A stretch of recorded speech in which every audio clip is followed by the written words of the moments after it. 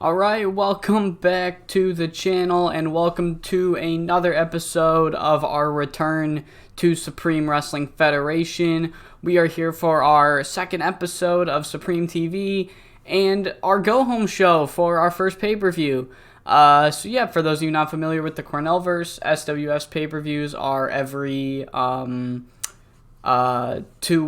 second week. So yeah, it's already going to be pay-per-view time for us. And we've got most of the card planned out going into this show.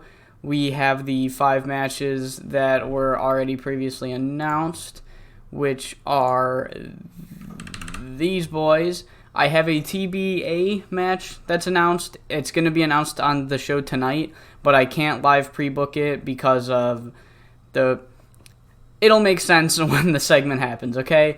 So, yeah, there are the 5 matches that we have planned out for the pay-per-view so far. Before we do anything else, let's... we can't fucking... that's fucking stupid.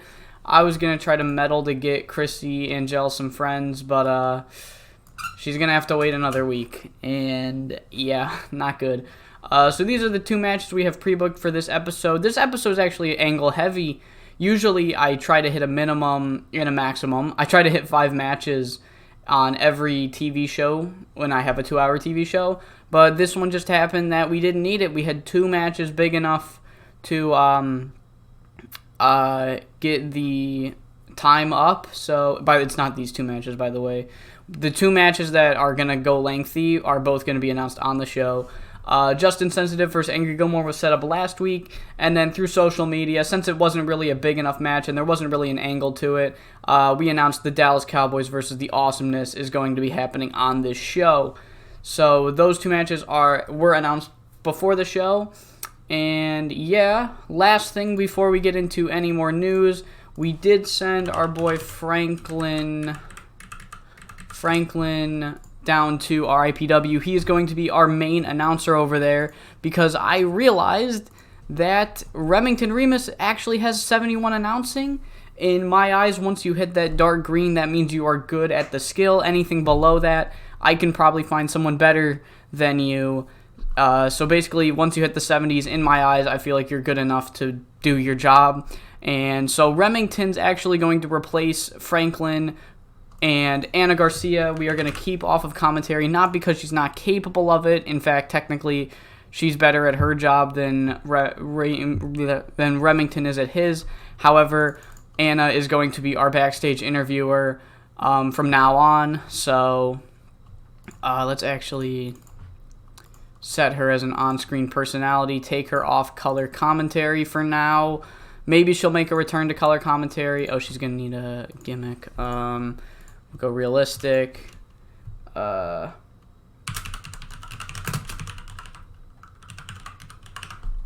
Pretty generic. Yeah.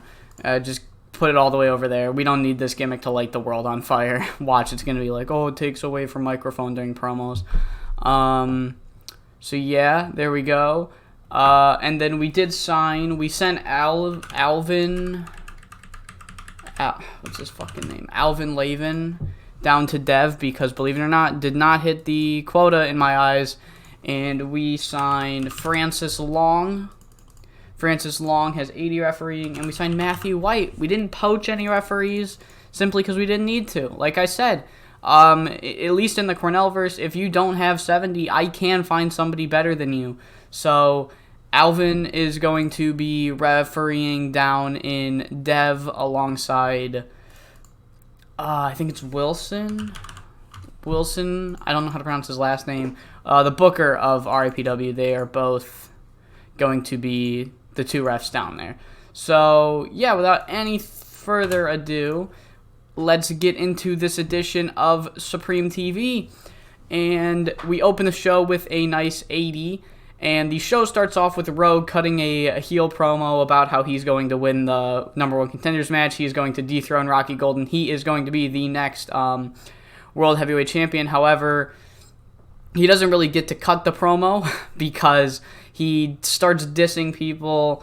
This is a trend that you'll see me do with promos a lot, where the heel will like say that he's better than all these people, and he starts listing them, and then he lists a babyface and who he happens to, maybe he's feuding with them, maybe he's not feuding with them. In this case, he's not feuding with them, and he lists Mikey Lau, and Mikey Lau rushes to the ring because Rogue called him a bitch or something, begins to beat him up, and then Mikey Lau's rival, Brandon James, then comes into the ring, and it becomes a 2-on-1 beatdown, and then Valiant rushes to the ring. He's not necessarily feuding with Rogue, but he always is feuding with Rogue because they hate each other, and he'll always come in to help beat the shit out of Rogue, and a very long open to the show means that Eric Eisen is going to play the role of Teddy Long, and in our main event tonight, we are going to have a tag match playa, faces versus heels, pretty predictable stuff, but it's the go-home show, so, you know, there you go, 80 to open the show.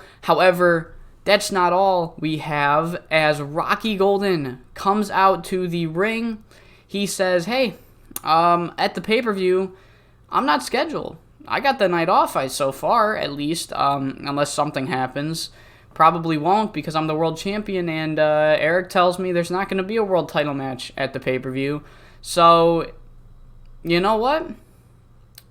Let's have one right now.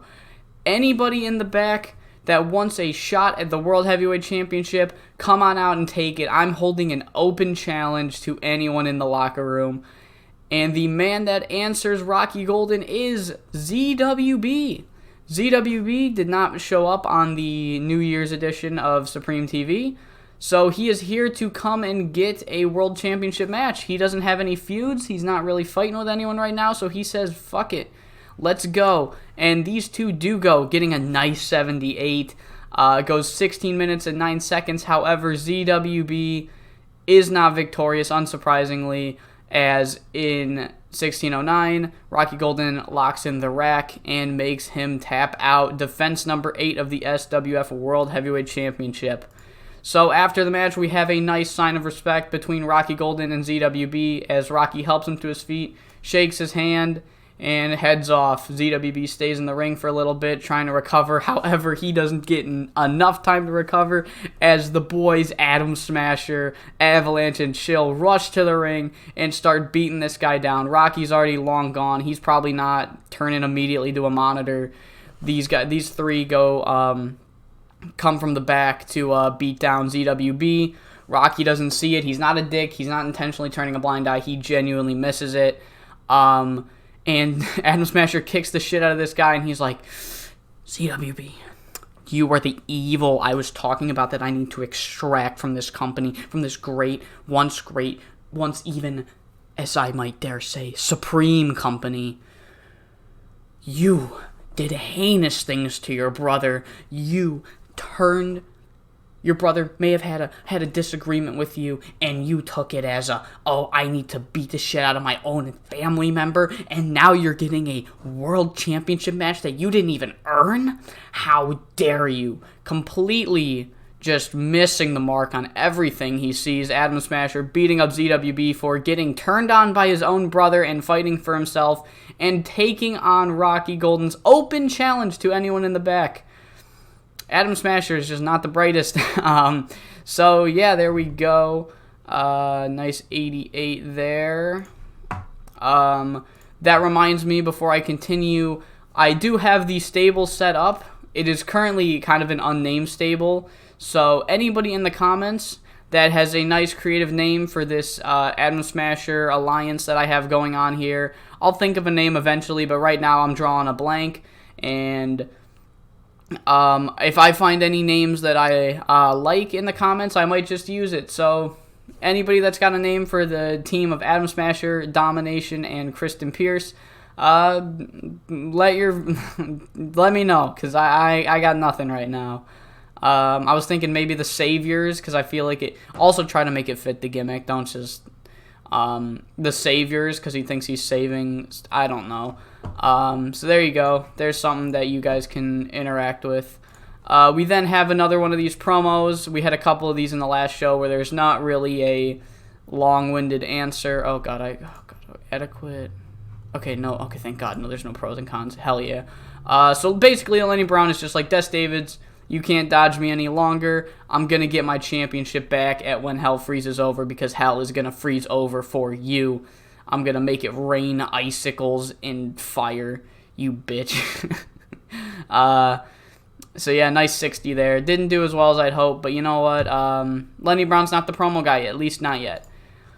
We then have a straight up just ambush by Unleashed Awesomeness.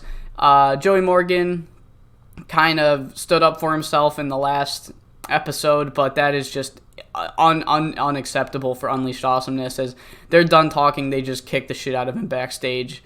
So yeah, nice 80 there. We then have Justin Sensitive versus Angry Gilmore. This match goes 8 minutes. However, it's one of those matches where it only goes 8 minutes because the entire match, Hollywood Bret Starr is cheating, trying to get his boy Justin Sensitive the win, but it is all futile, as despite all the cheating, all the helping Hollywood does for Justin Sensitive, it does not prevail. Angry Gilmore wins the match. And we have another just straight up gang beatdown as Hollywood Bret Starr pulls in Fame and Money to beat the shit out of Angry Gilmore, as Justin Sensitive is a little too sensitive to get on his feet and help. And they kick the shit out of Angry Gilmore for beating down one of his men. And spoiler, Hawaiian Crush aren't going to be on the show, but this angle really does cement that Fame and Money aren't really taking their challenge seriously for Hawaiian Crush. They're busy, like, beating down, getting involved in Bret's feud instead of actually focusing on their tag title match. Whether that's a decision of Bret Starr or Fame and Money themselves is unknown, but it doesn't really matter because people are going to start to realize that Hawaiian Crush might just have the edge going into this title match if they're taking the day off and they're resting. So, nice 83 there. We have a promo by the Crippler where it gets an 80. I was kind of hoping for something a little better, but yeah, you get what you get. And he basically, the gist of this promo is like, people think that I'm out of my prime. And I am. I am out of my prime, I'll admit it. I'm not the wrestler I was 10 years ago, 5 years, hell, 2 years ago. But I'm not done yet. I'll do whatever it takes to get that belt from Rocky Golden.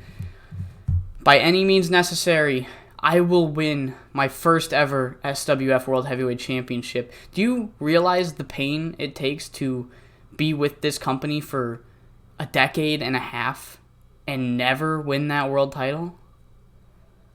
I don't think some of you understand just how frustrating it is to be this fucking close and never get it.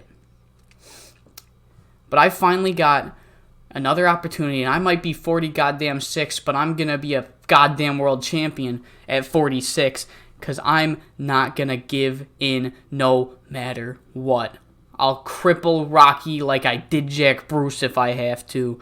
I'm going to be a fucking champion. Nice 80 by the Crippler.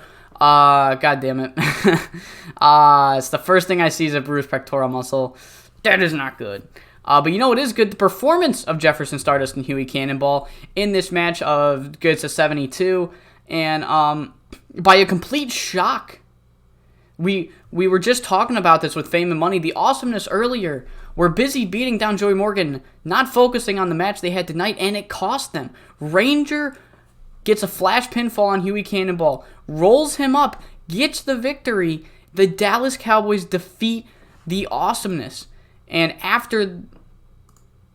Thank you, Roberts. And after the match, the Dallas Cowboys say, hey, we saw what you all did to Joey Morgan.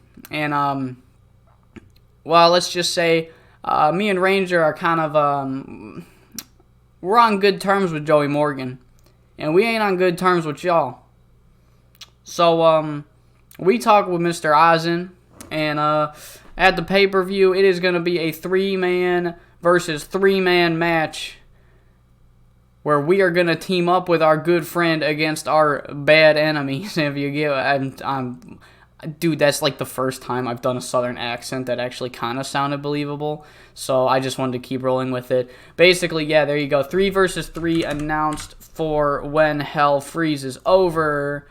It is going to be the Dallas Cowboys and the Awesomeness. Hopefully Huey Cannonball's injury is not going to be that severe. Marshall, Joey Martin. There we go. There we go. Cool. Yeah. All right. Nice 79 there. And we move on to our next segment where we set up another match. We have our backstage interviewer, Anna Garcia, talking to Angry Gilmore, and Angry Gilmore sets the challenge. He will find somebody. It doesn't matter who. All he wants is Hollywood Red Star and Justin Sensitive in a tag team matchup when Hell Freezes over. He doesn't have a partner ready, but he's going to find one. So I guess they should get ready. Basically, that's what the I hit return to book screen. That's what the TBA match is. It includes the mystery partner, so I couldn't pre-book it live, and I couldn't name it. So basically, that is the 7th match announced for the pay-per-view. Hollywood Brett Starr and Justin Sensitive of the Rat Pack versus Angry Gilmore and a partner of his choosing. And then we have just rapid fire. Go, go, go. Match announcement. We have our final match announced for the pay-per-view, as it is confirmed by General Manager Eric Eisen that ZWB will be able to get some revenge on Adam Smasher at the pay-per-view in a singles match. Maybe to get some retribution for what just happened to him. Alright, and it is time for our main event. Tag match, nice 78. Everybody got 70s, pretty good stuff. Yeah, not much really else to say. It's just kind of your standard heels versus faces. You know, these two are feuding tag match. Where the heels won after Brandon James pinned his rival Mikey Lau by using underhanded tactics, probably alongside, thanks to the help of Chrissy Angel. And oh yes, dude, look at this is the kind of stuff you stumble upon like 5 saves later. Remington Remus already paying dividends. So yeah, Franklin might be staying in RIPW full time because Remington is gonna stay here for sure now. Because even though he's at a 71 and Anna technically would be doing better than him if purely on paper, good chemistry doesn't track on paper, and it's already that decision's already looking good. So we then have, following the match, Rogue has won, and he is like, I'm here to finish my promo. I got Brandon James here. He's going to back me up in case anybody else tries any funny business. And then immediately Remo's music hits, and Brandon James and Chrissy just dip. They leave. They're like, I'm not fucking with Remo, okay? Rogue, you're on your own. Rogue doesn't notice them dipping, and he goes to, like, do the, hit on his shoulder, like, all right, we got this, man, we got this. He turns. They're already gone, and Remo just spears him, fucks him up, and Valiant's just there to advance the storyline, and, Remo stands tall going in the go-home show, despite not being in a match or saying a word. Remo stands tall because he is fucking Remo. Finished the show, 83, doesn't do quite as well, but still a really good show. Yeah, I got no complaints. Rocky Golden and ZWB overperformed, honestly, and the main event kind of underperformed. Rocky Golden didn't overperform. He did as well as I thought he would, which is amazing. ZWB really showed out in that match, though. So yeah, Huey Cannonball's hurt. We have to see how bad it is. I think he'll be fine. I'll use him on the pay-per-view, and then maybe I won't use him until then. I'll have to see what I had planned. It shouldn't be that hard to write his matches off if I have to. If I have to, it'll just be like, oh, Huey Cannonball got taken out, so Randy's gonna fill in his place. So yeah, did we beat TCW yet? Fuck yeah, we did. Fuck you. You fuckers really tried to screw me again. Dude, if Killer Shark got put in a fucking blue-rated match, I would have fucking blew my brains out, alright? So yeah. There's Scythe. Not what I meant to hit. Chemistry. So far, only good chemistry. that we have discovered. Yeah, everything's looking good. Everything's looking good. Let's see if we can beat USPW, if we did better than USPW. Before I sign off this episode.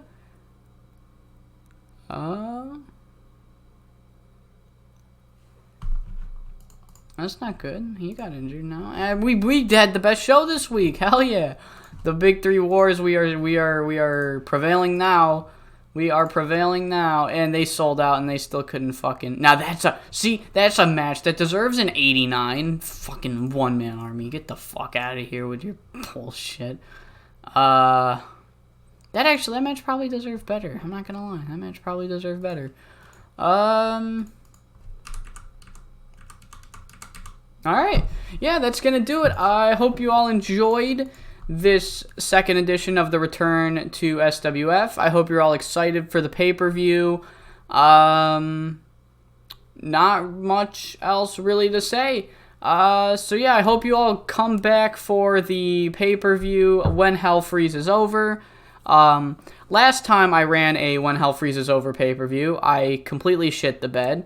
It did not turn out nearly as well as I hoped. It was one of the lowlights in terms of stats, but highlights in terms of entertainment, in my opinion, of that first SWF series. So hopefully this pay-per-view doesn't shit the bed. And that's really all. Yeah, I hope to see you all in the comments giving me names for this new stable, or, whatever. I'm not really good at signing off videos, in case you haven't noticed. See you all next time.